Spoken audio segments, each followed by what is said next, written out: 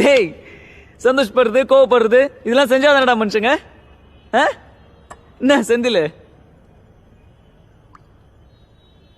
இல்லடா, நீ ரொம்ப அதிகமா பண்ற. ஒரு மாதிரியா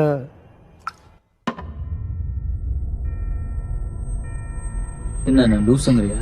இல்லடா, நான் அப்படி சொல்ல. நீ கொஞ்சம் அப்நார்மலா மச்சான், நீ கோவப்படாத. பின்ன இது மாதிரி பேசுனா கோவப்படாம என்ன? இல்லடா, அன்னைக்கு கூட நீ வயலண்டா. நான் எனக்கு தெரிஞ்ச ஒரு டாக்டர் பார்த்தேன்.